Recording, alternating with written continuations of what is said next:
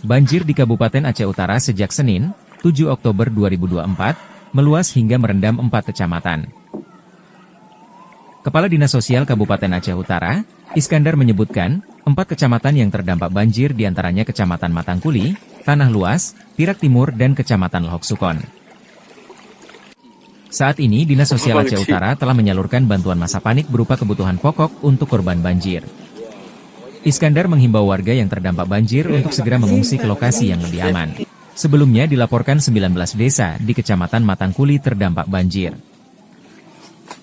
7 desa diantaranya terisolir karena tingginya genangan air. Selain merendam rumah warga, banjir juga melanda lahan pertanian. Sekitar 370 hektar sawah yang sedang dalam masa tanam ikut tergenang. Tim Liputan Aceh Video.